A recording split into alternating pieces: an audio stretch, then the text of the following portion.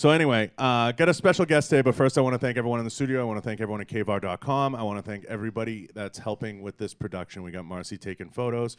We have Rory producing today while Q's on hiatus. But I want to give a special thanks to Pinkbox. They helped me sabotage everybody, including my guest, in my attempt to give everybody full-blown diabetes. So today we had an extra serving of donuts. It was a lot of fun.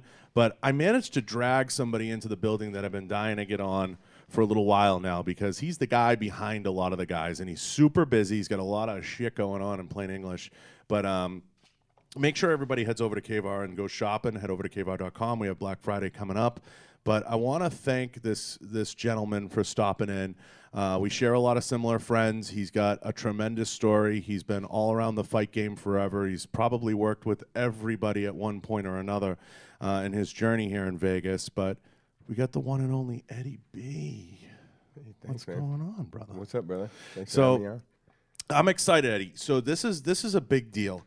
Eddie comes to us with a huge amount of experience, and when I got to town, a lot of people were like, at some point you got to get Eddie on. You got to get Eddie on. He's the best mitts guy in Vegas. You got to talk to this guy. He's got a tremendous amount of stories. He's talked to everybody through the years.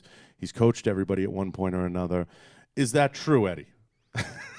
I mean, I've definitely been around Vegas for a while, and I've worked with a lot of people, and had the opportunity to get to be Get to coached know. by a lot of people, and so. Get into it now. How did you end up at Extreme coaching, and how did you end up at this point where you're in Vegas now and you're working with all these fighters, prepping them for fights, getting them ready? Because you're no bullshit. I looked it up. I looked into it. I mean, how did you get to this point? You started out fighting, if I remember. Yeah, I started out competing. Wow, it's been, I don't know, 15, 16 plus years now.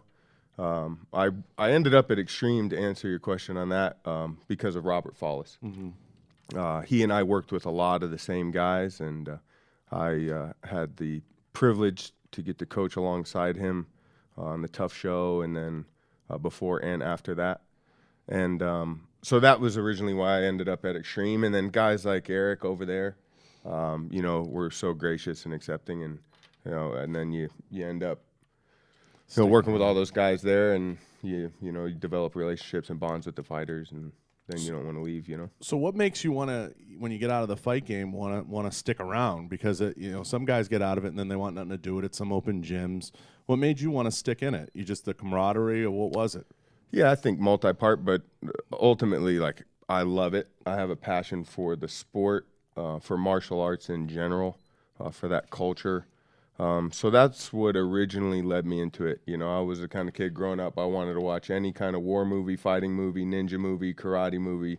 And then as soon as we were done playing it, watching it, my brother and I, we went out and we had to go play it. And then that just transitioned into an opportunity I had because of my uncle, the first mixed martial arts gym that opened in Vegas. And this is way before the syndicates were Warrior and Zion's Throwdown and all those gyms. And way before Extreme was here. It was called Pure Performance Training Center. It's where One Kick's gym is now.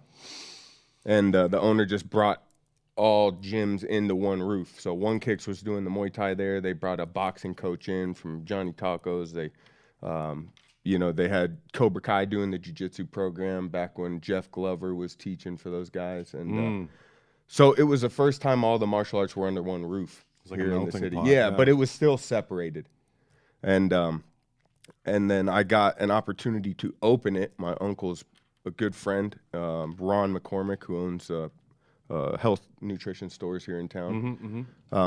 He gave me an opportunity to help build it out and then manage it. And I'd already done martial arts and sports my whole life, so I was just training and being there. And then one thing led to another, and then I was getting coached, and then I was fighting and competing, and then 16 years later now I'm getting to coach these guys. And when you're working with these guys, it's kind of you, Coach Casey, a lot of you guys get kind of thrust into this weird position where you look at all the mistakes they make, right, and all the successes they have, and you lived through most of them along the way yourself. It's got to be kind of crazy when you're advising them, because this is all still new. People forget the UFC is still very new. Everything's still growing. But you guys, like I was talking to Ben about this, you guys lived through it and you lived through those growth spurts. So a lot of the advice you're giving them, you're probably saying to yourself, like, geez, I wish I took that advice when I was young. Oh, for sure. You're going through like that whole Right. game in your head, right? Yeah, oh, absolutely. Even in life in general, right? Oh, we of look course. back and then we go, oh man, I wish I would have done this. I wish I would have done that. And this is high stakes, right? You got This is the highest. your career or guys' careers on the line, and you know they're fighting in front of millions of people with some dude trying to knock him out, getting locked in the cage. Like, you know, you don't take that lightly. No, and it's a big chance for a lot of them. And you guys, I say this to Case all the time, you guys really have them at their most fragile moment. Like they could go either way. Like you must look at guys and you're like, this dude could be a stud or this is going to like go south really quick. Yeah. And you have to kind of navigate because, I mean, Coach, I've been around a long time in the defense game and in the jiu-jitsu and fight game. I'm not like a huge UFC super fan. I'm more a guy who trains, and it's an extension of a lot of the different things that I do. But I sit down with these guys, like and I'm friends with Colby, I'm friends with Katzengano, I'm friends with a lot of different people in the game, and it blows my mind how poorly managed a lot of them are. I mean, I'll come right out and say it. Yeah.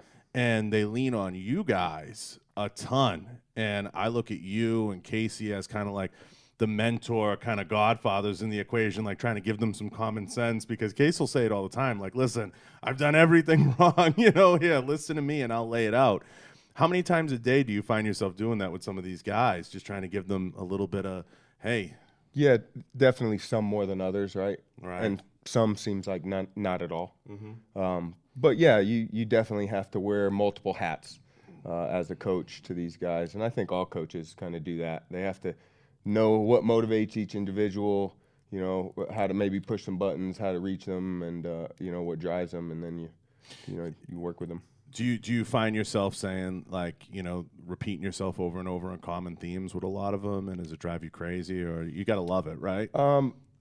Yeah, I mean, it doesn't drive me crazy. I think more of like on a just subconscious programming level that we repeat themes because we want them to be ingrained into the muscle memory and the actual memory. So, you know, the concepts that we go over and we work and we teach, like that is fighting. It's repetition, and it's just like armed combatives. It's repetition over and over and over until you don't think about it and your body does it. Right. And I've had, you know, McDojo Life on. I've had Nick from Jiu-Jitsu. I've had all the guys on. And we all say the same thing. All fighting, whether it's verbal or anything, is all a management of distance. So you deploy the tools that you're going to use in a fight, whether it's a firearm, whether it's a blade, whether it's a kick, whether it's a grappling technique, based on the distance that you are, okay, and the distance that you're at. So all fighting stems from the distance, and it's distance management at that point. And that's, you know, I think nobody teaches us that lesson better than you watch a John Jones fight and you see how he manages distance. Yeah, he does well. You never get in on the motherfucker. Right. And he's just so good at it. Now, all these guys come to you and they're working on different things. Everybody who's come to me says, you're the best mitts guy. You've held mitts for a whole slew of fighters through the years, and you're modest about it, a whole bunch of guys. Do you find yourself, you know, when you're working with someone, do you only like to work with the best? Do you like to work with anybody? How do you kind of tier it out, and how do you find yourself coaching them and getting them to the level? Because you're cornering and you've worked with some of the best of the best. What's the spectrum of guys you're working with, and how long does it take to become the elite of the elite? You know, I think, unfortunately, the reality as a striking coach and a mitts guy is I only have so many hours a day that I can physically hold pads for guys. So unfortunately, like, I can't hold for everybody that I want to, because I want to be there and coach and hold mitts for everybody that works hard, shows up, is dedicated, you know, coachable, all those things you look for in somebody. And I offer some practices at Extreme that I do for them that if I can't get you in mitt-wise, then at least you could come to a practice and I work the drills. So not necessarily exactly what we're doing on the mitts, but the concepts, the call-outs, the technique is all there. Through the years, who are some of your favorite people you've worked with? Wow. They don't got to be famous. That's a tough one. But, I mean, Joseph Benavidez, Kyle Reyes, Tim Elliott. Timmy. Gosh, there's so many names that you ask me that, and it just like blank wall, you know. I really like Ben. Ben is a really cool guy. We have a lot. The modern samurai. Yeah, we have a lot more in common than I expected out the gate. I really enjoy working with him, and we haven't worked together for a super long time. Julian, I enjoy Julian. Oh, God. You know, I look forward to his shoulder getting better and him getting back after it, you know. But like, Cody, who I'm working with right now, hard worker, good kid. Great. He's got a big fight coming up. Gary, who is currently in Thailand right now, he's got a fight in Malaysia on the 6th for one. Really looking forward to that. Johnny Case, really love working with him. Great attitude, hard worker. He's got a big fight at the end of December for the Ryzen lightweight tournament. Ben's a funny one because Ben and I share a lot of mutual friends, and Ben originally comes from Florida. And Ben and one of my best friends, Ruben Alvarez, who competed for years in jiu-jitsu as a black belt, were best friends. And when Ben came out here right away, I tracked him down. But, like, Ben's like a true, like, Zen warrior. Like, he's like, you know, like sometimes I'll be like, Ben, I got to come by. I got to do, like, a podcast. And he'll just be like, yeah, man, right on. Like, it's just like, you know, it's a riot. Yeah. But he's a lot of fun to work with. And he's had such a storied career. I had such a great time kind of rapping with him and spending time with him. And he has a huge fight coming up. And I have, you know, mutual friends on both sides of the aisle. So that's going to be an exciting time for me. He's got Matt Brown. Now, I know you'll be pulling for Ben because you're coaching him, but that's going to be a clash of two kind of icons in the business. And reality. Oh, for sure. It's amazing. You have to give Matt Brown his respect. Of course. The guy's a fucking legend. The guy's a savage. He's one of the few people, Eddie, like if I'm in a room with him, I'll be like, listen, like, you know, I've had a bunch of people on. I've had, you know, Eric Andrews. I've had a whole slew of people where I've been like, this dude could kill everybody in the room if he wanted to. I'm just being straight up with all you. You know what I mean? And you know, Matt is one of those guys when you interview him, and I've had dinner with Matt. I know Matt pretty well. I've had dinner with him a couple times. And he you sit with him and you just don't know if it's going to be an interview or we're going to throw down right then and there. So he's a super aggressive dude. That clash of two types of personalities and fighting styles is going to be so interesting. It will be. To watch. How do you see that playing out without giving away too much of the secret sauce? I mean, you know. Come on, give me something. You got a game plan, right? Game plan is, you know, Ben's a veteran, so we're going to keep the body fresh and healthy. We're going to go in there in a good mental state, and we're going to have fun. It's on Saturdays we have Fight Sim Day. We call it Sicko Saturday. So when we go in on Fight Day, I tell these guys, hey, man, it's just another Sicko Saturday. I love that his like training style sometimes is like the elliptical for 3 hours, and that's like his prep each day. But Ben's been around so long. What do you do? You know what I mean? Other than watching film and breaking some stuff down. And yeah, I mean, there's definitely stuff that we're working on specifically for Matt, you know, and then there's the majority of it. We were just working the game that Ben does well, and you know, he's so rangy, so long, so tall for his weight class. So. Yeah, I think the winner of that, Eddie, comes out, and I think they can jump right in the mix. To be honest with you, I think that division is so all over the place, and it's been a fun division to watch the last 18 months. You got Colby, you know, going at Usman, and I think Colby's going to pull it out. I think he will. I think he's going to come in there with his annoying game plan that's going to annoy the shit out of Usman. If he gets into a wrestling match with Usman, I think it could turn south for him. But I think he's going to approach it similar to how he approached Robbie and how he kind of just kept a little bit of distance, you know, aggravated him with those punches and little by little chipped away. I think you'll see something similar with Usman, in my opinion. I don't know what you think, and I think that opens the division up to whoever comes out of this Matt and Ben fight, because now Askren's stepping down, so he says. And you have, obviously, Georgie looking for greener pastures and looking to fight, you know, he's thrown Connor out there. He's thrown a few different names out there. I mean, he's looking for a big paycheck. And I think that opens the division up a little bit to where someone's going to jump in that mix. And a big name like that, whoever wins that, in my opinion, and I want to get yours, is going to be maybe one more win away from being right in the mix, right there. It's possible. I mean, that, you know, they have the experience and the name, you know, and the cachet. The name to, you know, maybe exactly do something like that. And it'll be an exciting time for them. What is your favorite division right now? I personally like all the smaller divisions, flyweight, bantamweight, up to 55. I think you have the finishes, but you have a pace that can't be usually matched in other weight divisions. Absolutely. And you have the technique that you usually don't see in the bigger weight classes. You tend to start to lose it where, like at middleweight, it starts to slow down and become more of a range. After middleweight, After middle. I think, yeah. Anything heavier than middleweight. Because then when you get a guy that's super technical, that's great on his feet, that moves well, it's a big deal. You're like, oh man, look how this guy moves, because it is not, you're not used to seeing it for guys that are. Yeah, and finishes are such a big deal to Dana and the crew there. They want everybody to have like a big finish. That's what they're looking for. And they're looking for, everybody who's kind of the opposite of John Jones. They're looking for someone who makes that spectacular ending to every fight, and that's something he prides himself on through the Contenders series and all that. Right, which is, and then some of the most finishes in all divisions, you're in like the 10, 11, 12 range. And then you have Joseph Benavidez with 8 as a flyweight, So, the double standard Of sometimes. course. It's like, okay, but you want finishes, but then, you know what I mean? So it gets political, and we've talked about this, and I talked about it with Ben and with everybody, and I know everybody who's under contract but not under contract with the UFC, and he has his method and his way of shaping the cards and shaping everything, and there's good and there's bad that comes with it, but it gets super political as you get closer, and it's obviously, I look at the UFC a lot like the WWE in a sense that you have to build your brand, you have to build your name, and that's why, for better or worse, I look at dudes like Colby Covington like, look,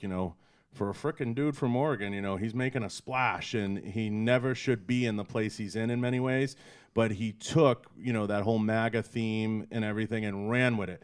And I look at different guys who have the potential to do that, and that's something I spent a little time talking about with Ben. I'm like, get loud on this one, make some noise, and that's why I was excited to have him on the podcast and get him talking a little bit, because it's, go at each other a little bit, and let's make something out of this, because I like to see someone.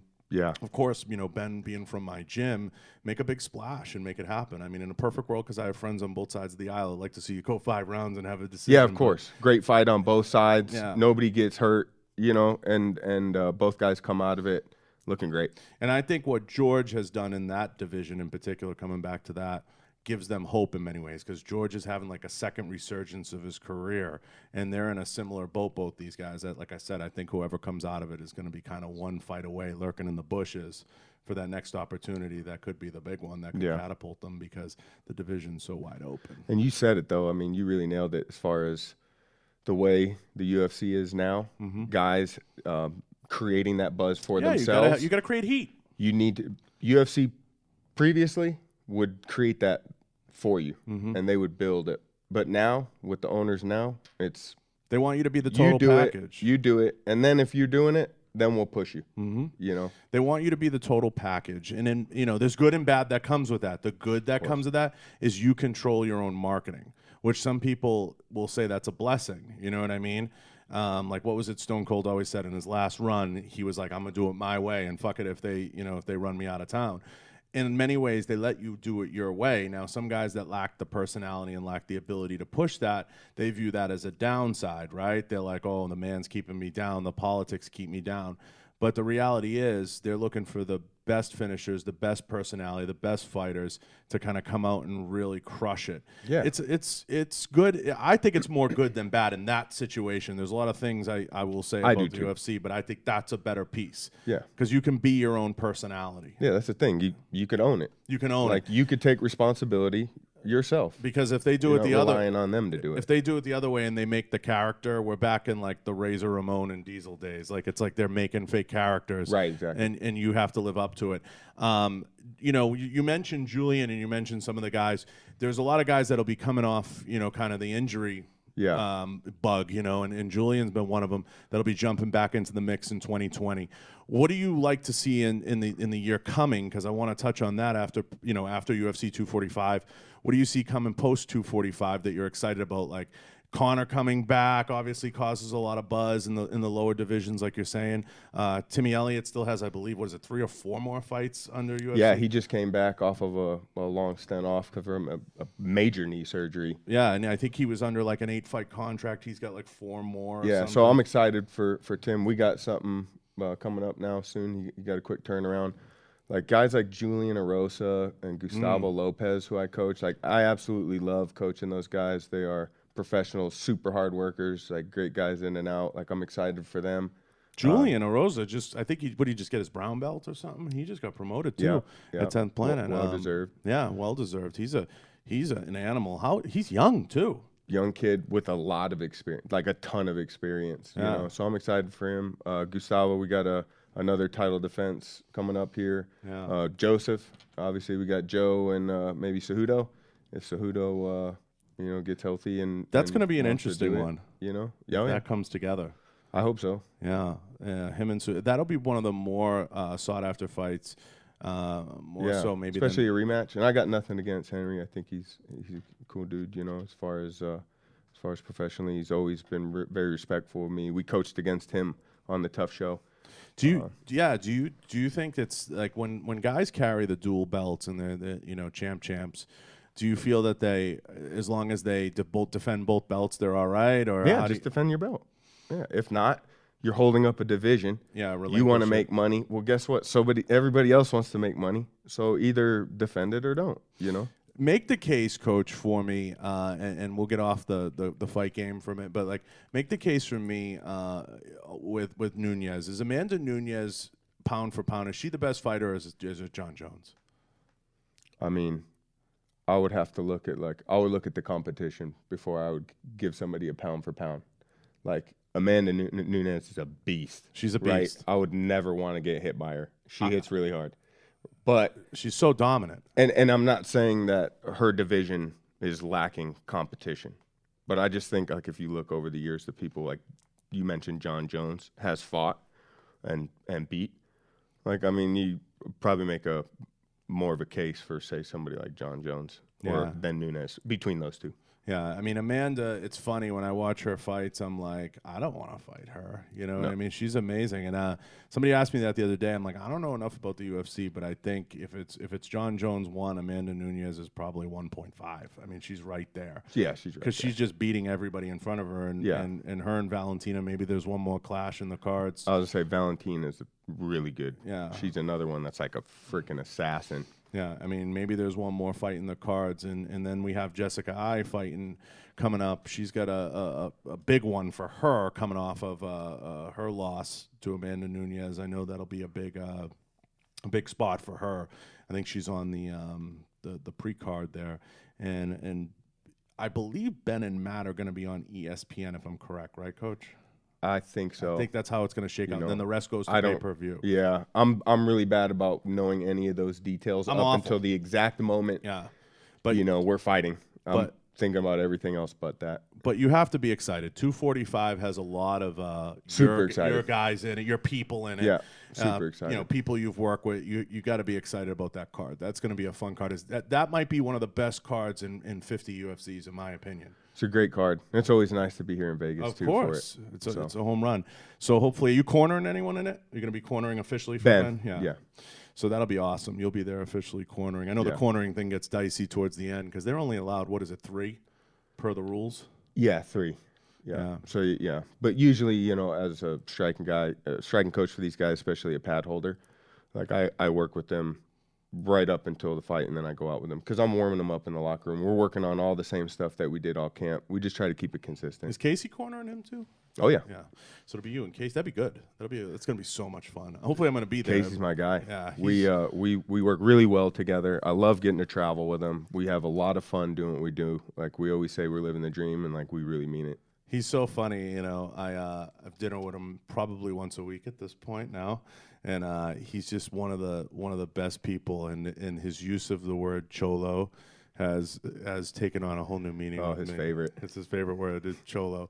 So, changing gears, 245 is going to be a very interesting card. It's going to be a lot of fun. That's a great card. If you guys get a chance to check it out, check out UFC 245.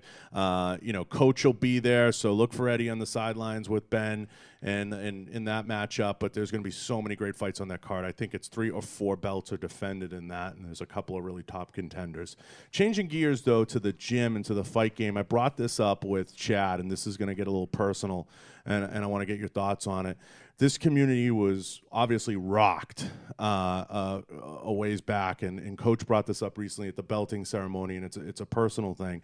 The industry lost a huge leader who had SBG ties back to me and my roots, but in Robert Falls, and you brought up Robert, and I know Chad, got super choked up here, and we had like a moment. I didn't know Robert well, but I know what it means to be close with someone and lose someone at such a young age. How has that been in the gym for you, and just coming out of that with a lot of these, and I don't mean to say kids, but a lot of these young fighters, and picking up the pieces, guys like you, Chad, and a lot of you guys have done it so well. Tell me a little bit about that journey after Robert, and kind of how you got to this point, and how the gym's doing. To answer that for me personally, I have a unique perspective on that. By the time I was 23, I had buried almost 14 of my best friends. And growing up in Vegas was a very weird mixture of things, right? Readily available, so a lot of ODs and some suicides and gang stuff. But by the time I was 23, I probably dealt with death more than anybody should have, right? Any normal person. And then before Fallis passed, my brother, who served in the Army, it was part of the 22 a day statistic that you hear about. So for me, when that happened with Fallis, my perspective on it, like I felt like I wasn't as sensitive to it. It was more about now picking up the pieces, doing the right thing, and getting all this shit together, because we have to push forward. And I feel that the only thing that I can control in that is my response, right? Well, I can't control necessarily what happens to me all the time, but I can always control my response to it. So when that happened, a very good friend of mine, somebody I've coached with, legend in the sport, Danny Castillo, reached out to me, and he's like, dude, you have to step up now. Like, now you have to step up. And at the time, I'll be honest, like, the thought of that was pretty scary. Of course. Especially, you're never going to try to fill Coach Fallis' shoes, right? All you could do is try to bridge the gap, so to speak. And but I think that through my life experience, it allowed me to, better cope and deal with the situation of suicide and death, and how to rebound from that and carry on. You just do it in their memory, in their honor. All you could do is work your ass off and show up, and carry their honor alive with that. And without knowing Coach as close as you guys did, I knew people that knew him, and obviously it's something Coach Casey brings up at every belting ceremony. Whenever he is promoting somebody that was tied to Robert, to Coach Falls, it's something that's near and dear to his heart. And I know what that means to a community. We've all lost people. We can sit here and talk about that all day. And I know in this community what he meant to a lot of the fighters, to a lot of the coaches, and kind of brought along a lot of the history we're talking about with the fight game in Vegas. And, yeah, big time. Yeah, of course. And I would be remiss if I didn't bring it up and talk about that. But it's a topic that I feel in the fight game that needs to be discussed, because so many guys now, we've seen it in the NFL, whether it's CTE or it's personal setbacks, and there was a lot of, I've talked to Chad on and offline about it. There was a lot of factors and different people's decisions and why they do the things that they do. But it's important everybody out there know that there's always somebody to talk to. There's always somebody to have a conversation with. Always. And there's always somebody to sit down with and grab a cup of coffee or lunch with. And you never know what that means to somebody and how that can be.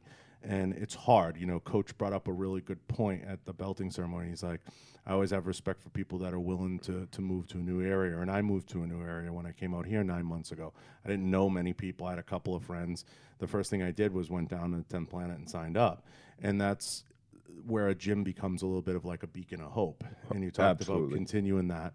And it's just being someone that's like, hey, man, you want to hit some mitts? Or, hey, you want to, you know, just, I got 10 minutes. You know, I can give you. Giving someone that 5 or 10 minutes can go a long way. And a lot of fighters are going through that journey where they move out here, you know, and they're adjusting. And I talked about Jessica I about that, and her brother came out here, and all, you know, everybody's taking that dream shot where maybe they got $50 in their wallet and they're trying to make it happen. Yeah. And it's not easy. You sacrifice a lot regardless every time you move and every time you make a life adjustment. I've done it more times than I want to count, whether it was, you know, we both share ties to Boston, but whether it was Boston to New Hampshire to Miami to Montana to here, I've run the gamut all across the country, and I've been fortunate and blessed to know a lot of people. But unfortunately, some people, they fall in a hole, and Coach, they have a hard time digging their way out and getting out of that hole and understanding that there's outlets. Yeah. And everything. It's important. And we all have down times. I mean, people go through everything. Oh, yeah. You know, I mean, Coach will always say, like, people have been through divorce, people have been through having money, spending money, you know, it's all going to come and go. You have to have some stability, you know. 100%. And you have to smile. And it's at the end of the day, you can't take yourself so seriously that you can't not expect setbacks. And oh, yeah. Absolutely. You know, it's a tough thing. Falls used to say all the time, change is inevitable. Growth is not. Yeah, it's always. So you expect it, you know, but just grow from it and push forward. A lot of times, like, people feel like they're all alone with the problem that they're going through, but then when they talk to people, they realize how much more common it is. Oh, of course. Right? It's like, oh, wait, this isn't, you know, a big deal. It's, you know, we joke about it in here. I mean, everybody's had money, spent money. Yep. Everybody's had women, lost women. Everybody's got a kid issue. Everyone's got a this issue. Everybody has it. And to everybody out there, you know, there's always somebody to chat with. And some guys are further along in the process of dealing with those things, and some people aren't. But stick to doing what you love and smile and find good people to put around you. Which leads me to the next point. How important is it you when you're advising these guys, and this is a really key one when you're talking to them about their circle and who they put around them, and when you're working with these guys and you're putting it, because you and Coach Casey have like the superpower coaching team. How important is it when you look at a fighter or you work with a fighter and you're like, they got the wrong circle around them? How important are those conversations? I mean, it's very important. Fortunately, that conversation really doesn't come up too often. Not enough. Yeah, not enough. And at the same time, I can answer that with the guys I specifically work with. Like, I'm fortunate enough to work with guys that maybe don't need that talking to, right? That I work with and coach and corner and travel with. But there's definitely a lot of guys more on the upswing, upcoming fighters that still haven't broken free from the past, whether it be people they associate with or decisions that they make. They haven't really completely moved forward. You know, me, I isolated myself. I'm like, I'm going to move into the gym when I first started, because I have to completely isolate myself, right? Otherwise, I'm going to keep making the same Of course. My grandfather used to say, you're the sum of the people you hang out with. 100%. Said, show me your friends, and I'll tell you who you are. Yeah, 100%. I said this on the last podcast I did. I had a Navy SEAL on, and he was like, how do you, pick your circle? How do you define your circle? Because you're a networking guy. You know everybody, John. How do you? And I said, I can only, in my line of work, taking the fight game, anything out of it, I can only surround myself with bridge builders. If you're not building bridges, I can't be around you. Yeah, great way to put it. That's 100% how I live and breathe. And I live by a simple motto: expect nothing, blame no one, and do your job. And if you're not building bridges, I can't have you in my life. I'm too old and too far along, Coach, to be putting people around me that are burning bridges to cinders. Because if you keep burning them, sooner or later you're going to be on an island. Oh, When you're on an island, this is what people do. Stay there. And it gets lonely on that island. So you have to have people around you. You have to ask yourself this one fundamental question. Is this person a person that's building bridges? Are they building avenues for me to go down? Are they building avenues for them to go down? Are they going to be a quality friend that's going to be in my circle? Or are they just leading me back down a path of seclusion?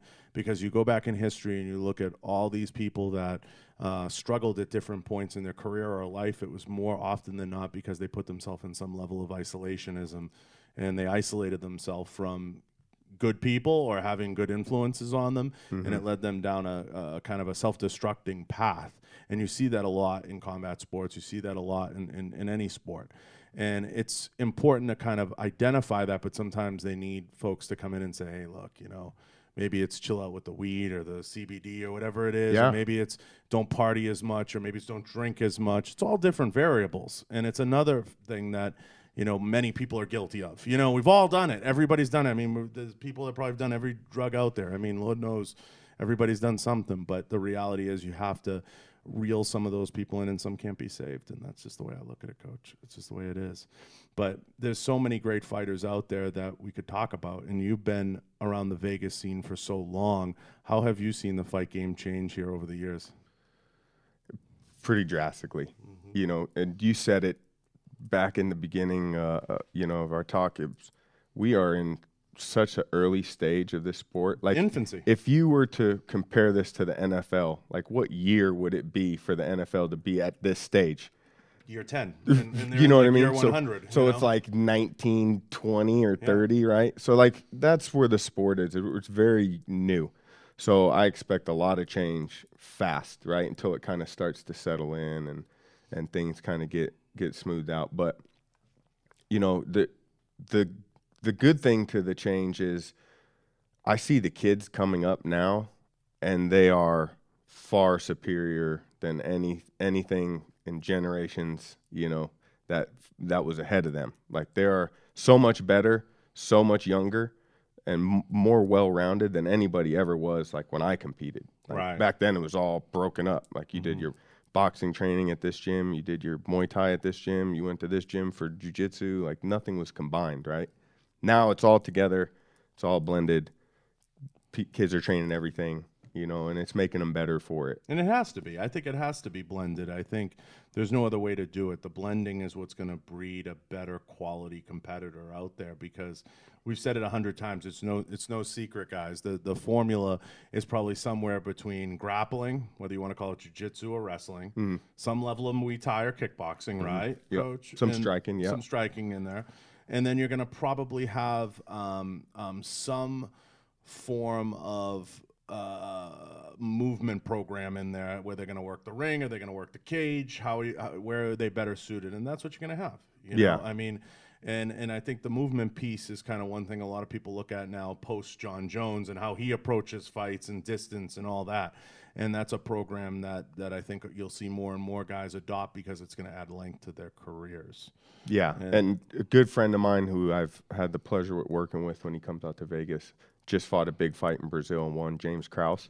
Yeah, he says it best. It's like the guys that are good at fighting in the in-between do the best. And he is great at the in-between. Tim Elliott, Joseph Benavidez, those are guys that are like great at the in-between. Kyle Reyes, who I coach, has a big fight in St. Petersburg on the 14th. They're never doing one thing.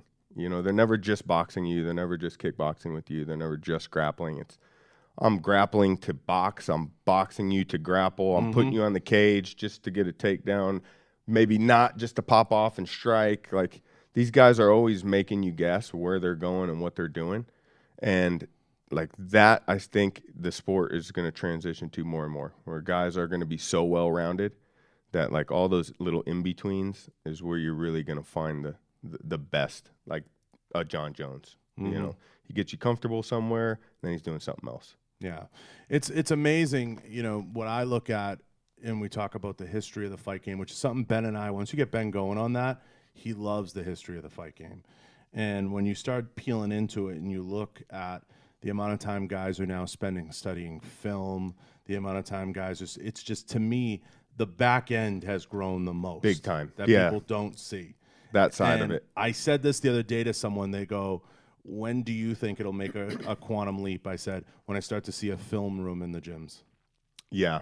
I said, that'll be the next leap, quantum leap. I said, these guys need to be studying more film.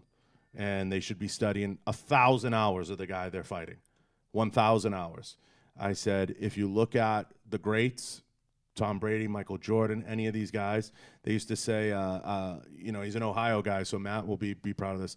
They said, was it Chris Spielman, the linebacker? He used to play the game 100 times in his head before the game happened. Absolutely. And, visualization, for sure. He used to watch and play the game 1,000 times.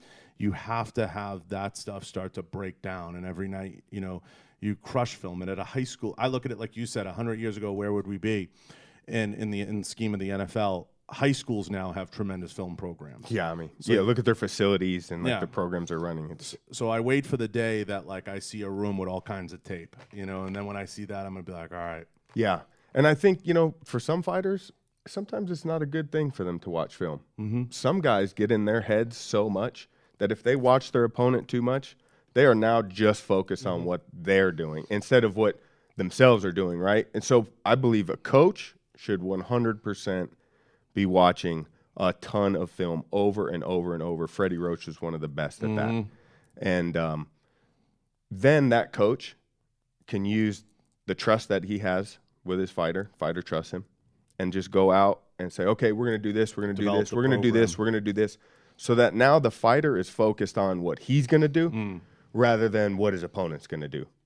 Right. And I think developing that program and developing that plan is really critical, because I look at George's fight. That was 100% film. 100% film when he came out against Ben and hit him with the knee. Now, the reason I say that is there had to be tendencies and cues that he looked at. They were practicing that in the PI fight week. So they were specifically working with it. I shared a locker room with Yair Rodriguez when he hit that elbow, right?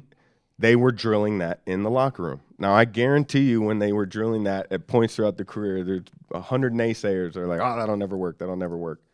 Well, if it works, it works. So, fighting, is it wrong? Well, there's not really a wrong. Maybe a wrong time. Maybe a wrong distance. You have to make sure it's a calculated gamble, and that's where it pays off. That's where the percentage works in your favor. I think when George looked at that flying knee, he said, I can come out of the gate with this, and if it doesn't work, I can recover from it. I'm fresh. I can sell out and take a shot at this. Okay, so if it turns into a scrum after that, I can still recover. Yeah. If I wait till the second or third round, it's not going to be right. I might be gassed. Yeah, it's not going to be as good an opportunity. So those it's brilliant. Yeah, those shots become like 1 in a million shots. It's in the fight game. It's so interesting because when you're working on combinations and you're working with mitts with a guy, you have to be taking that film into account and what combinations you think not only complement the fighter but can complement the fight that they're in. 100%. Yeah, and you probably spend 1,000 hours on that. So what people pay for when they get you is they're getting not only the knowledge of that but the hours that you put in developing that and developing those schemes. The stuff they don't see. The stuff they don't see. The fact that you're a coach, you care. That's your job. You need to care about these guys. And having competed myself, I know the amount of pressure, how the seriousness, the gravity of going in there and competing. So I don't take my job lightly. Now you do some jiu-jitsu too. Yeah, I've done some jiu-jitsu. Do you like it better than striking? No, definitely not. Definitely. Now, not. why do you think striking is superior than jiu-jitsu? No, absolutely not. Come on. I don't think. Well, they're completely different. I got to get you and Coach on a debate. So I don't think it's – I think if you were to learn one for self-defense, like a one-on-one life or death in the street, go learn jiu-jitsu. Probably going to help you more than – you don't know if you're going to stand there and kickbox with some guy, right? All it takes is one punch, right? But right. I think in the grand scheme of being able to defend yourself, jiu-jitsu is more effective. In the fight game – guys that have a wrestling background in MMA fight game, guys that have wrestling backgrounds seem to have a much easier transition in MMA than a striker. Who's the best striker right now in boxing or MMA? Period. Boxing or MMA? Either or. Or you could choose one in each. Yeah, because I think if you took the two, I don't know if I can compare them, right? But right. Best striker in MMA. I don't know. I'm super biased. I'm going to just read you off a list of names of guys I coach. No, come on. All right, forget about guys you coach. Take guys you coach out of it. Let's make it a little fair. Guy you watch and you kind of like, I like the way he's doing it. Man, that's a tough one. You got to give an answer. Genuinely. That's genuinely hard. Best boxer? Boxer? Mayweather. Yeah, but he's a shitty. We're not talking about my opinion of him as a human because I don't know him personally. No, I'm saying he's a great defender. He's an all-time defender. Boxer. Yeah. He is a phenomenal boxer. He has the art of boxing down to a science. He's just quick, John. Super quick. Super fast. Like, you can't hit him. Right. And that makes him right. Was it Nick Diaz or Yeah. Nick Diaz? Don't get hit. Yeah. Hit him a little slick shit. Right. It was like he does that well. Right. It's true. It's true. I mean, like puncher. I mean, Wilder is a freaking menace. Insane. That's like, a club. That dude's not gonna box you. He's gonna club you. Yeah. He's clubbing you. So you got both two ends of the spectrum there, right? MMA. Gosh, it's so hard because you have guys that are so good at so many different things, but I mean, John Jones is a great striker for MMA. And he's come a long way with that, right? Yeah. I truly believe like Joseph Benavidez is a great striker. I think you look at his finish percentage, things he's done. He's really good. James Krause is a really good striker. Maybe doesn't even get a lot of the credit he deserves in there. 6-fight win streak, like putting together some really, really slick stuff. I think Tony Ferguson's kind of a closet good striker. Yeah, he's very unorthodox, but very effective. Like he punches, and it doesn't even look like he's really giving it all that effort. And the guy's face looks like a mess. Yeah, right. So obviously he's very effective at what he does. Like he's really good. He's got kind of a weirdness about it and an approach to it that I'm like, don't sleep on this guy with right. it, Right. A kid I coached, Kyle Reyes, who's a lot of experience. He is a phenomenal kid, and that's an up and comer that I think will really make some waves this year. He's on a 3-fight win streak. Let me ask you, as a Mitts guy, I gotta ask, what made Tyson so great at a time when we've seen so many guys now with the long reach come into play? Like we all grew up watching Tyson, right? And he was a smaller guy in stature in terms of height and weight. And then obviously after Evander and Lennox Lewis and everyone else kind of took over the length and the reach, and we see it in John Jones. So this all connects. What made Tyson so unique and so great? Was it just the power, the way he's? I mean, give me like the inside. For sure, tremendous power, obviously, right? But truly, like he was in everyone's head before the fight even started. Everyone was scared to death of that guy, right? So that was his advantage terrifying against the opponent, right? But to Tyson's biggest advantage was Customado. Tyson, when Customado was alive, was focused. He was driven. He truly believed that he couldn't be beat. And I think when he lost that end of his game, I think it did a number on him. Of course, mentally, and that's totally understandable. And his talent was so superior at that time. He was just a legend. Like ferocious. I used to just love watching him fight. He was just so ferocious. We all grew up watching him, and people don't realize, like, now the younger generation.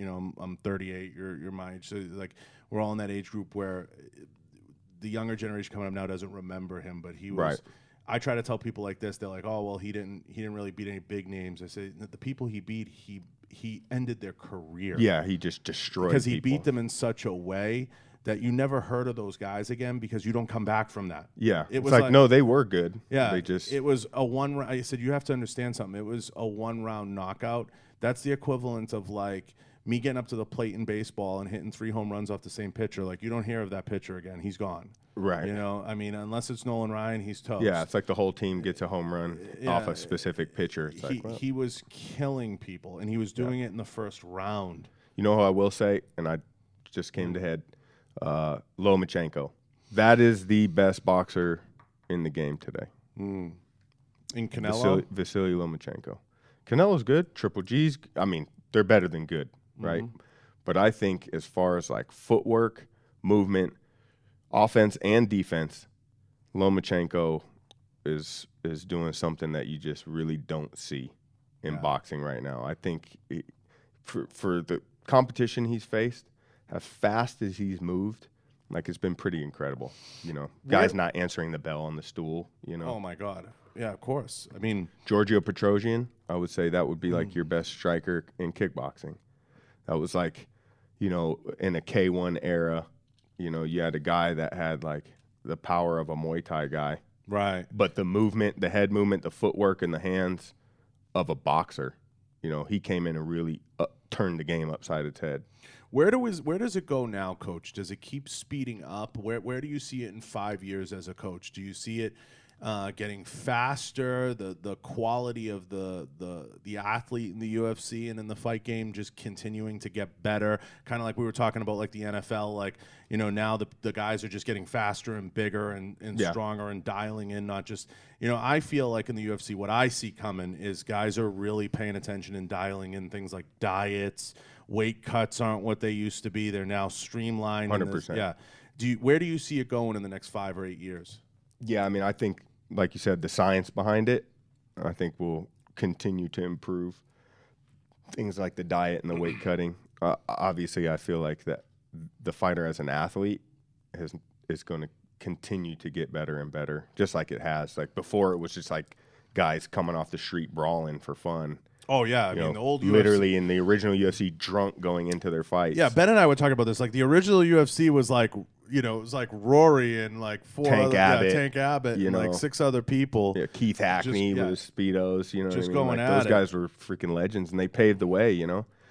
God bless those guys because, man, they took a lot of punishment, and they probably didn't make a whole lot of money. And there was a You lot know? of guys like, you know, with the phony, a lot of McDojo type guys in there with the, For sure. with the crazy made Like, up records. oh, you think this works? Yeah, Come here, let's yeah, try it let's out. try it out. And that's how it got narrowed. Yeah, it all the narrowed sport. really quick. It's like, but oh, this works, that doesn't work. you going back and you watch those first few UFCs, I mean, they had guys like straight up off the scrap heap. It was like, For sure. Phil from the bar down the road. Yeah, like they literally pulled them out of the stand. Yeah, it's come a long way, and people forget that was what, Coach, 96 or 93 it was, I think it was, Yeah, like around that time. like, yeah. I don't know, UFC 1, and then, and don't quote me on it, I think it was 93 or 96. Rory, look at when was the first UFC? Was it 96 or 93, something like that?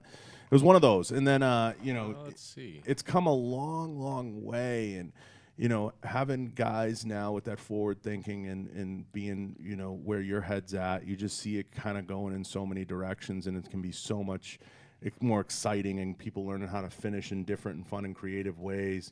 And, you know, what was it? You know, Ben's had a few unique finishes through the history, but I just see it getting more and more exciting like that. Yeah, more exciting, skills better, science behind it, more efficient.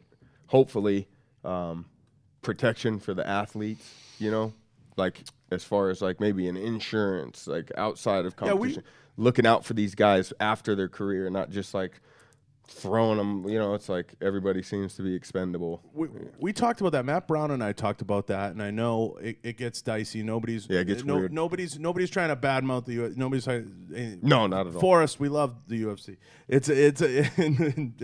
It's more. Matt brought this up. It's we want to see. I think down the line, the next evolution as far as UFC goes, seeing things like the PI, is the next step has to be that they have some type of transition program for guys who retire, or some type of long-term insurance to make sure that these guys transition to regular life. And that's for all promotion companies. That's not directed at the UFC. That's directed at the sport. And I think it will come, because I think that if they're following the WWE as like a template for contracted athletes, which I think they are. Mm-hmm. What is it? The WWE offers a wellness program for life once you're in it, where you can go to rehab as many times as you want. They'll cover it. They have some type of, it's limited health care for the competitors after. And I think with the PI and with those things popping up, I think they should come up with a criteria, Coach, that it's like if you have 20 plus fights and you retire as a UFC veteran, that's whatever it is. Because in the NFL, they have a criteria. It's 5 years and 10 years is the 2 clips. Right. Everybody has a criteria.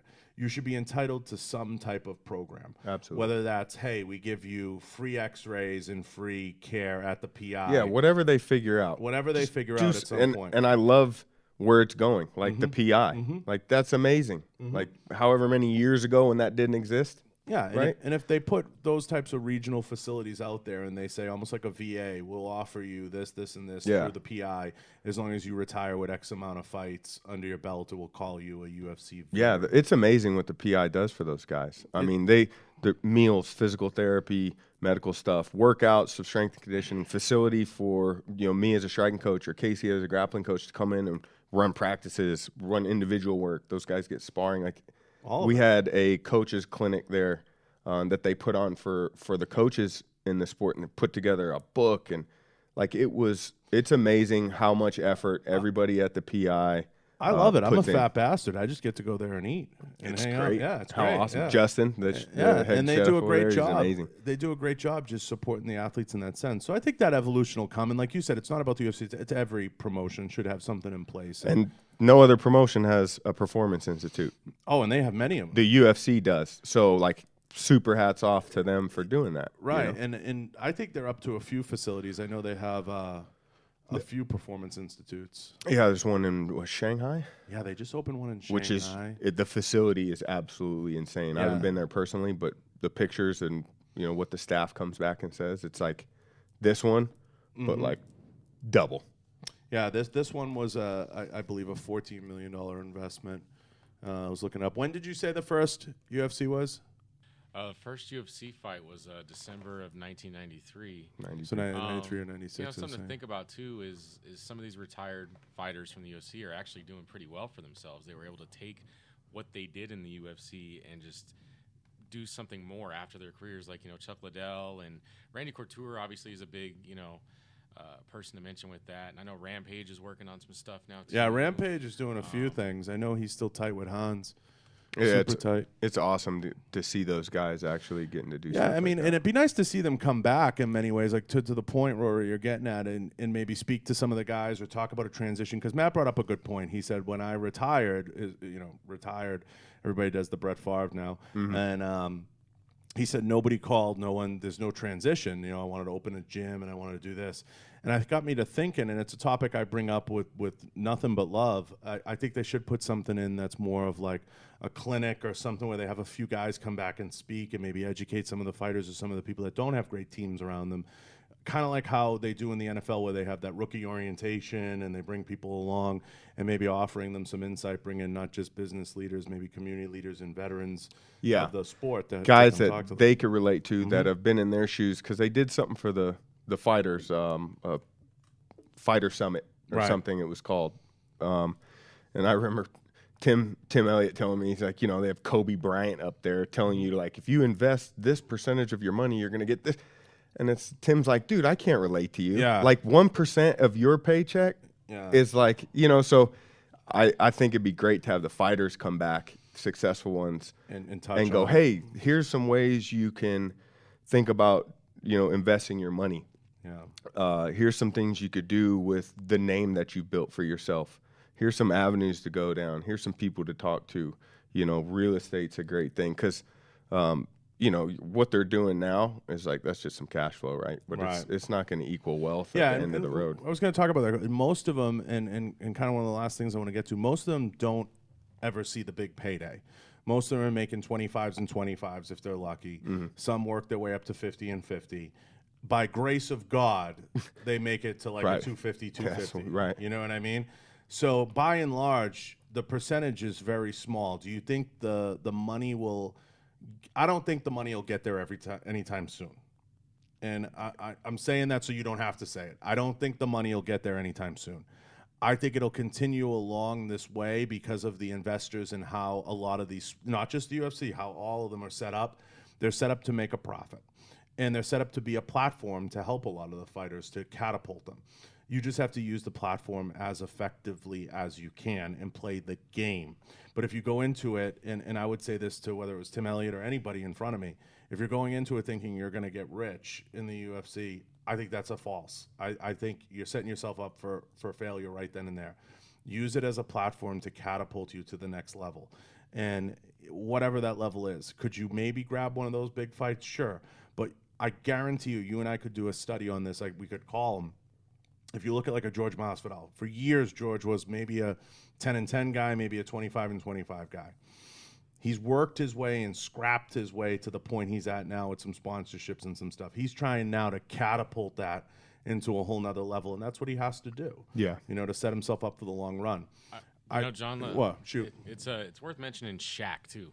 So Shaq took his platform from playing basketball all those years and getting his celebrity off of that. And if you've followed anything he's done in the last couple of years, I mean, we're talking about he's done restaurants, Oh yeah, him and Magic. Endorsements for all kinds of. He took that platform of what he did in basketball and used it big time to his advantage. And if the fighters can learn how to do that and share that with each other, so they're all successful as a group, that would just go so many places. Yeah, I mean, Shaq's a great example, but when we get into these contract debates, I know it's easy to say, oh, the fighters don't make enough, and we talk about this, and Coach knows as good as anybody because he gets a piece of the action when he's cornered and everything else. Right. So, like, you're not in it for the money. Nobody's getting rich. I'll be the first to come out and say it, but you go back and you look at even, like, Magic Johnson's contract, Rory. Magic had, like, one of the worst contracts ever. He had, like, a 25-year contract with the Lakers, and wasn't it, like, $3 million a year? It was, like, for that type of money for that time. Yeah, I'm looking at it right now. It was a $25 million contract for 25 years. So $1 million. That's not a lot at all. That's awful. Yeah. That's awful. Like nobody would in the NBA at his level of skill would do that.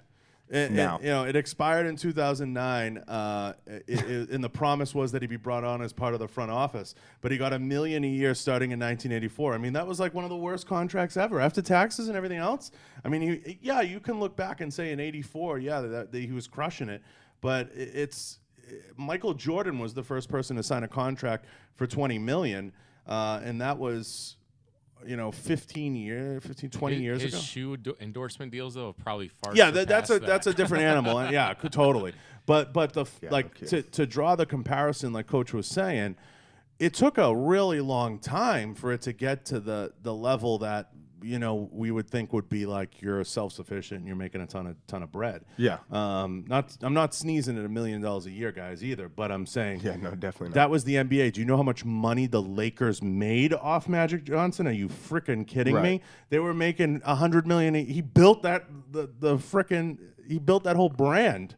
So they were making out like bandits. Now, granted, I'm sure Dr. Jerry Buss and the fan, they took care of him along the way, and I know they had a lot of business dealings together. But that was getting a bad contract or being in that position, whatever you want to call it, that's been going on in sports for a long time. You have to fight for what's yours. You have to have good people around you. You have to battle for what you deserve. Yeah. And the same is going to go on in the UFC for a while. And that's why you're going to see guys look to things like the WWE, look at a shtick, look at everything else. I know we're coming up on an hour. Before we break, Coach, and wrap up, I want to ask you, taking UFC 245 out of the equation, just everything in general, who do you see as one of the most terrifying fighters in the UFC, or most terrifying people that could come back in 2020 and really shake it up? Are you looking at things like Conor? Where do you see it going in 2020, and what are you most excited about in the next year? For the UFC? Just UFC. We'll stay on the UFC. Yeah. I mean, 2020, I'm personally obviously most excited about, your guys. Benavidez, getting to fight for the title. He's a consummate professional, a guy in and out, and just an amazing person, super, super good person, him and his wife, Megan. And I'm really excited for what 2020 holds for him in the UFC. Outside of that, I got my eye on maybe Tony Ferguson and seeing who, if that comes about, if you see him and Conor or him and could be something in that type of space. Yeah, I'm really interested to see how that plays out. Khabib plays out in 2020, like who he fights and how those matchups play out. Like I might be most interested in that, to see what happens with him. I'm not really interested to see what Conor's doing. Yeah, honestly. I don't want to say I don't think anybody cares. I mean, no, that's not true. I want all these guys to do well, right? But sometimes you can only want to hear so much knucklehead shit before you're like, all right, man, I got to tune this out. Yeah, you he's know. playing the game at this point. It's you know, Right. and he's gonna fight Cowboy, and I don't think that gets anybody super excited. That'll be a box office. I think that's been announced. I think him and Cowboy. I think that's a done deal, right? I'm pretty sure. Yeah, and January I'm 18th. more interested in Joe Benavidez, like you said, potentially Tony Ferguson and how that shakes out with Khabib, and maybe who Khabib chooses to defend his title against would be an interesting play out. I'm interested in the women's division. Is it still going to be Amanda and Valentina? Is that still going to play out?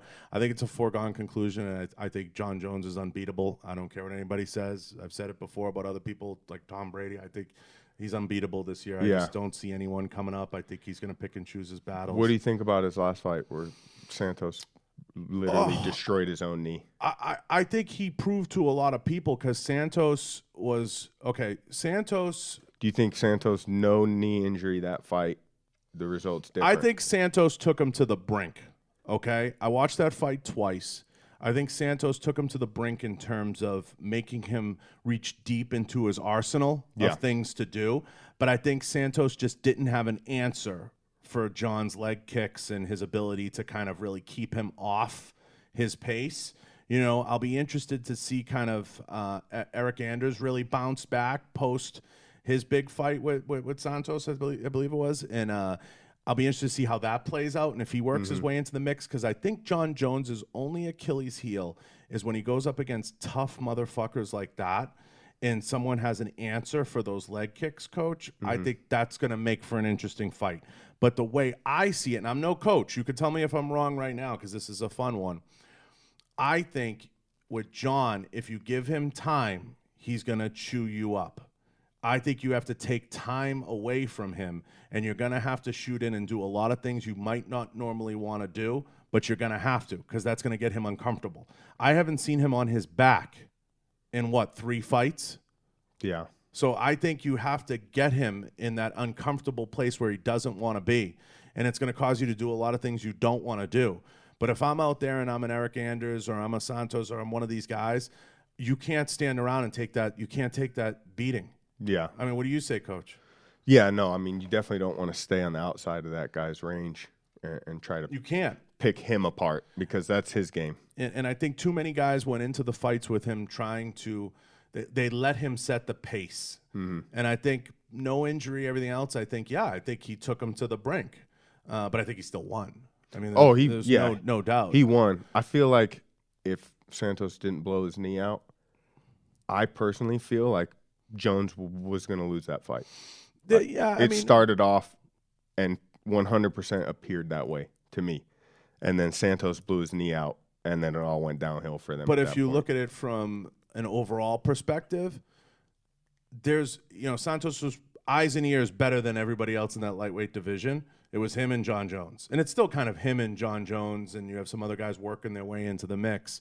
If that's the best they have to offer, it's like I always say about the Patriots, and you're from New England, but they still lost. You know what I mean? They got there, but they still lost. And at the end of the day, whether it's his game plan or the way he approaches things, he pushes a lot of guys to reach. So they say this all the time, and this is a sports analogy, baseball. If you want to be good, you have to force somebody to use their second, third, or fourth move.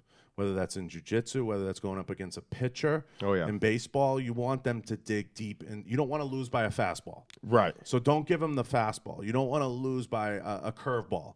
If somebody's going to beat me, they're going to have to beat me with a 6 slider or an off-speed pitch. Right. If I'm going to lose, you can't be losing to a rinky-dink arm bar. You want it to be like a Vinny Magalhaes flying arm bar or something. You know what I mean? Like something you want crazy. Vinny, and it's like, hey, well, that was Vinny. So. You want something crazy. Right. And the problem I felt with John Jones, regardless of knee injuries and everything else, is I feel too many guys allow him to set the pace, and once you get a round and a half in, you've already lost. Yeah. So you talk about Tyson beating people before they hit the ring. If a disclaimer, I know crap about this is the expert, I'm nothing. But if I was breaking it down, I would say we're going to have to do some things that are going to be insanely uncomfortable. But we're going to go down. We're going to put him on his back, and we're going to take the fight to him right now. And you can make the case all day, well, he could hit me with this or he could hit me with that. Yeah. But I would say, but we're going to die a slow death the other way. Yeah. Because he's got it dialed in too good. Yeah, I mean, we don't do things that's like, oh, well, you can't roll to this side because that's his power side, and you're going to get hit. And it's like, well, I think it's dude, I think it's a foregone conclusion with John Jones. You play the range game, you're going to lose. yeah, So don't play the range game because he's gone up against the best of the best. yeah, So if I'm like an Eric Anders coming up in that light, he's still in light heavy, I believe Eric is. If I'm like somebody like that, I'm like, we're going in, and we're going in hot. And if we go down, we're going to go down, and we're going to make him go set 2 or 3 moves deep. We've seen too many John Jones fights where the leg kicks and everything else add up. And what are you going to do? You're going to train for that? You're going to hit me with a baseball bat? I mean, come on. Like, you have to really get out of the box. definitely can't let kicks go unanswered. Now, that's something that even Coach Casey and he stresses all the time. It's like, no free kicks. That's what I say all the time in training. No free kicks. Like, I need something. Like, I don't care what you throw off of it, but you have to get this guy thinking like, every time I throw a kick, what he are punches. what are things that are going to work against a John Jones? Joey says kicking me is like punching yourself. Yeah, right. That's a great line. Because like when you kick him, he's firing right back. You know, he says about the takedown, taking me down is like taking yourself down. But that's the mentality. You know, he jokes around, but that's the mentality. It's like not going to give you anything for free. I use the term all the time, Coach. I say we choose the hill we want to die on. Right. We always choose the hill we want to die on. So if I'm choosing the hill I want to die on with John Jones, it's in a scrum on the ground. Yeah, it's definitely not standing on the outside of his leg kicking range. In round 4. Yeah. You know what I mean? And then it's too hard to pick up the pieces against him because given his age, where he's at, his stage of the game, you have to take the fight to him and use those things against him. And good fight IQ. He's got a great striking coach in his corner, Brandon Gibson, you know. So he's coming prepared, you know, and he shows it. Like, as the fight goes on, he figures things out and adjusts and adapts. And like, that's what somebody at that level of competition does. Yeah, and I think if you look at this is why I'm so excited about Ben. And I want to give away the formula before we wrap, but like, I get excited about Ben because I look at Ben and I see some similar traits in terms of his length, his reach, his ability to keep people at a distance that we see in John, that we see in Stylebender, we see in certain guys. And I think if Ben can incorporate those things, he can be very dangerous in that division. For a very, for more than just one. He just has to learn to manage that distance. Maybe, I don't want to say this, sorry, Ben, maybe back away from the jiu-jitsu a little bit and focus on things that you're maybe working on with him as we speak and keeping distance and managing those things throughout fights because he's got eyes and ears more reach than everybody. He's got eyes and ears more kicking ability than a lot of the guys in that division. And I think if he aligns those cards, he's going to be served very well. And later in his career where he's at now, he's a couple years younger than us, but he'll be able to add 3 years to his career. Yeah, I probably agree. 6 more fights. Yeah, and he's got some crazy tools when it comes to that for his division. So. But he's high on the jiu-jitsu. He wants to finish everyone that way. But I think he's got to think about that and pushing people sometimes to the decision and taking those fights to the brink. But that's just a game planning thing. But I don't want to give away too much of the formula that I have in my head because. I got it all figured out here. We all do. Yeah, I got it all figured out I got it figured out, Ben, from the cheap seats. I got you. So, I appreciate you coming down. It's so much fun, man. Just kind of rapping and talking fights with you. I do this all day. Oh, absolutely. All day. It's so much fun. I had a blast. Tell everybody where to find you and where everybody can look you up and communicate with you. You could find me at Extreme Couture or 10th Planet. As far as getting some training and stuff like that. Social media, Instagram, Eddie _Barraco. See some cool stuff from the fight trips and all the camps and stuff. That's pretty much great photos, what I post on there. Yeah. And yeah, man, come down and train. So go see Coach over at Extreme. Hit up his IG. You're responsive on IG, so DMs are okay. Oh yeah. Slide in appropriately, and when he's not running around with the kids, he's in the gym. So make sure keep an eye out. Ask for him. He's super busy. Don't go down there without an appointment, or at least see one of the coaches in there and try to book an appointment, right, to get some FaceTime with you because you're busy. Yeah, I mean, you want to go down there looking for me and I'm not there. Yeah, but go down there anyway. Go to Extreme. They got some great specials, on as far as gym membership stuff. 10th Planet, Henderson with Casey. They got some awesome stuff going down. The drop-in either place you can find me at. the drop in Extreme's dirt cheap too, guys. It's like $10. Yeah, it's like $10. So if or you can grease them with some donuts or some lunch. Hey. They're not opposed to that. But yeah, the drop in's dirt cheap at 10p. I think drop in's like $50. But get in touch with Coach Casey, and if you come from another gym, sometimes they're a little bit commendable. Yeah, and they have open mat days. Yeah, you open can roll mats in on there. Sunday in Henderson, and come down and see us. I loved this, man. Yeah, it was a lot great. of fun. A lot of Tons fun. of fun. I will definitely love to get back with you after the fights. Everything else, hopefully, I'll be at UFC 245. I'm excited to see what happens with that. Sweet. Do you want to give a prediction on Ben? What round, or does it go to decision, or is it a round?